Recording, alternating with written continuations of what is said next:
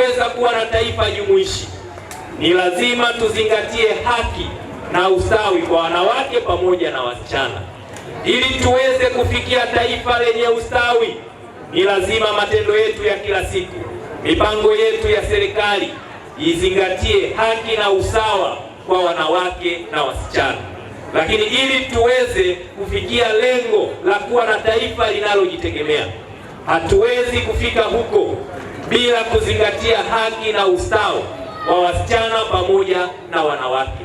Kwa maana nyingine, utekelezaji wa dira ya maendeleo ya taifa 2050 hatuwezi kufikia malengo yake na hatuwezi kufanikiwa kama wanawake na wasichana wataachwa nyuma katika mipango mbalimbali ya utekelezaji wa dira ya maendeleo ya taifa. Na katika hili niwahakikishie serikali inayoongozwa na rais wetu Mheshimiwa Dr. Samia Suluhu Hassan, kwa sababu ndio serikali ya kwanza katika kipindi chake cha miaka mitano inayokuja, ndio kwanza anaanza utekelezaji wa dira hii, kwa sababu ameshaonesha dhamira ya dhati, na katika kipindi chake ameshaonesha namna ambavyo anafanya kazi kubwa katika kuhakikisha tunafikia haki na usawa kwa wanawake na wasichana. Tunahakika kwamba katika kipindi cha miaka mitano ya uongozi wake ataweka misingi imara, ataweka misingi bora ya kuhakikisha kwamba wanawake na wasichana wanajumuishwa kikamilifu katika kila eneo, katika kila nyanja kwenye eneo la utekelezaji wa dira ya maendeleo ya taifa ya 2050. Na leo hii tunapoadhimisha siku hii ya wanawake, tunatambua kwamba ziko changamoto mbalimbali ambazo zinawakabili wanawake kwenye maeneo ya kiuchumi, pamoja na jitihada kubwa ambazo serikali inazifanya kwenye kutoa mitaji, kuwawezesha wanawake kuweza kupata mitaji kupitia mikopo ile ya 10%, ambapo 4% inakwenda kwa wanawake. Lakini hali kadhalika yako madirisha maalum na fedha maalum, mifuko ambayo inatoa mitaji kupitia wizara mbalimbali. Lakini hali kadhalika taasisi zetu za fedha zimekuwa zikitoa mikopo kwa ajili ya kuwawezesha wanawake. Na hivi karibuni Mheshimiwa Rais aliahidi katika kipindi cha siku 100 ya uongozi wake anatoa fedha bilioni 200 kwa ajili ya kuwezesha upatikanaji wa mitaji ikiwemo kwa wanawake. Fedha zile tayari zimeanza kutolewa na wako wanawake mbalimbali wameshaanza kunufaika na mitaji hiyo. Pamoja na jitihada hizi zote ambazo tunazozifanya, tunatambua kwamba bado ziko changamoto, kwa sababu sio wanawake wote wanafanikiwa kuweza kupata mitaji hii kwa wakati. Lakini wako wengine ambao wamekuwa wakijiingiza, wakijikuta wapo katika kuchukua mikopo ambayo maarufu kama mikopo kausha damu.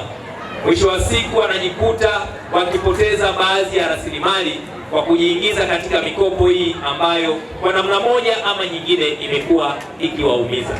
Naomba nitoe wito kwa wataalamu wetu, twendeni tuendelee kuwajengea uwezo wanawake, akina mama juu ya namna ya kuweza kuzifikia fursa mbalimbali ambazo zinazopatikana. Lakini pia nilishatoa maelekezo, kwa sababu yako malalamiko mbalimbali tumekuwa tukiyapokea, kwamba ziko baadhi ya taasisi za fedha zimekuwa zikitoa mikopo kwa kukiuka misingi ya sheria na taratibu za uendeshaji wa taasisi za fedha. Wako wengine wanatoa mikopo hawana leseni kutoka BOT. Wako wengine wanatoa mikopo kwa kina mama kwa kutumia mikataba ambayo iko kinyume na sheria. Mkataba mwingine ambao unatumika kukopesha na kuambia marejesho ni kila siku saa 7 kamili. Ikifika saa 7 dakika 15 manake umevunja mkataba. Iko masharti mengine, mwanamke anachukua mkopo wa shilingi 100,000 anarejesha 250,000 kinyume na utaratibu. Mwisho wa siku akina mama wengi wanajikuta wanaingia kwenye matatizo. Wengine vitanda vyao na magodoro vinachukuliwa, wengine thamani za ndani zinachukuliwa, wengine wakipoteza mali mbalimbali kutokana na mikopo hiyo ambayo inakiuka sheria na taratibu.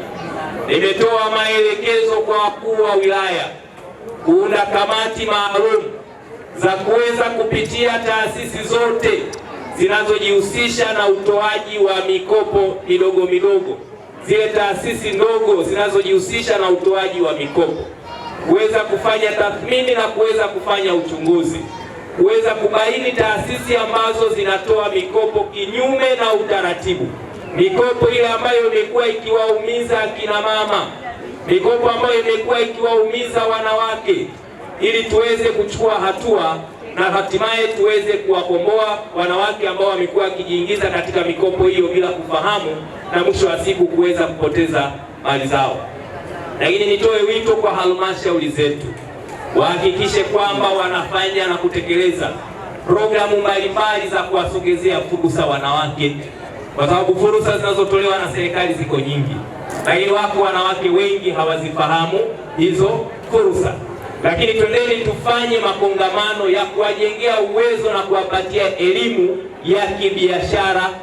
Wako wengine wakipata mitaji hawawezi kuweza kufanya vizuri katika biashara na kuweza kukuza kipato chao. Bado serikali itaendelea kutekeleza mipango mbalimbali, tutaendelea kutekeleza sheria, tutaendelea kutekeleza sera ambazo zina lengo la kuweza kuwainua wanawake.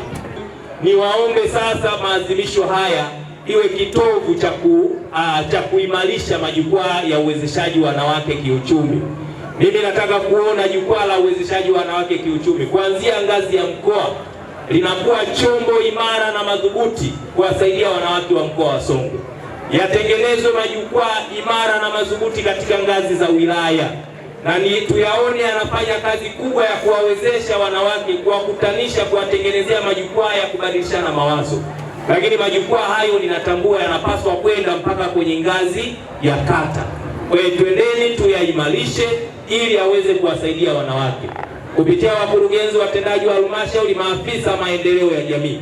Twendeni tusimamie ajenda hii ili tuweze kuwasaidia wanawake, tuweze kuwasaidia wasichana wa mkoa wa Songwe. Kumshukuru sana Mheshimiwa Rais wa Jamhuri ya Muungano wa Tanzania Dr. Samia Suluhu Hassan kwa kuendelea kutupa wanawake kipaumbele kwenye uongozi, nasi pia hatumwangushi.